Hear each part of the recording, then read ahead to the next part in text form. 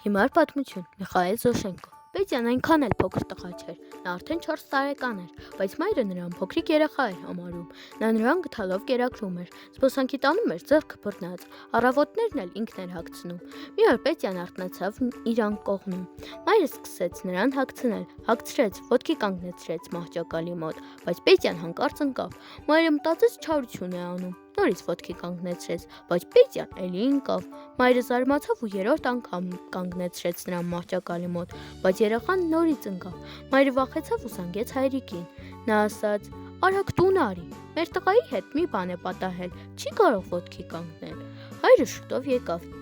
«Անիմաստ բաներ են, մեր տղան լավ է քայլում ու վազում, չի կարող պատահել, որ ընկնի», ասաց նա, միանգամից Պետյային կանգնեցրեց գորգի վրա։ Պետյան ուզեց գնալ խաղալիքների մոտ, բայց նորից 4-րդ անգամ ընկավ։ Պետք է շուտ բժիշկ կանչել, երևի հիվանդացել է, երևի 3 կոնֆետներից շատ է կերել, ասաց հայրը։ Բժիշկ կանչեցին, բժիշկը եկավ ակնոցներով ու լսողական սարքով։ «Ինչ է պատահել, ինչու ես ընկնում», ասաց նա Պետյային։ «Չգիտեմ ինչու, բայց անընդհատ ընկնում եմ», պատասխանեց Պետյան։ «Դե հանենք երեխայի շորերը, հիմա կլսեմ նրա սիրտը», ասաց բժիշկը մորը։ Մայրը հանեց Պետյայի շորերը և բժիշկը նրան հետ ազոտեց։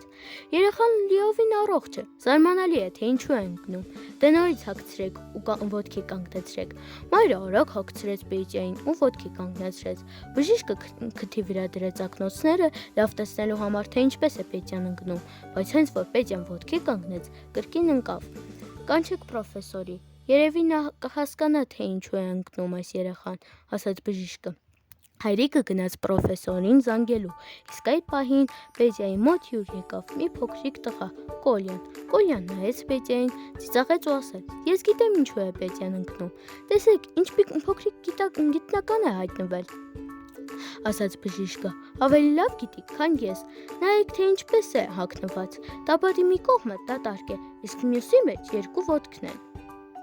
«Ահա թե ինչու է ընկնում», ասաց Կոլյան։ Բոլորը ծիծաղեցին։ «Մայրիկն է ինձ հագցրել», ասաց Պետյան։ «Պրոֆեսոր պետք չէ գալ, հիմա արդեն ամեն ինչ պարզ է», ասաց բժիշկը։ «Առավոտյան շատ էի շտապում, որ նախաճաշ պատրաստեի, իսկ հիմա շատ էի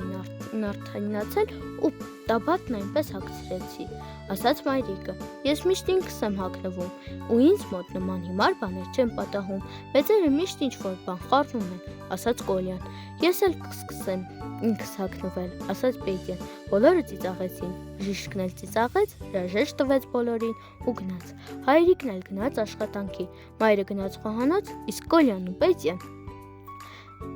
մնացին սենյակում, սկսեցին խաղալ։ Հաջորդ օրը Պետյան ինքնուրույն հագավ տաբատը, այլևս նրա հետ նման հիմար բան չպատահեց։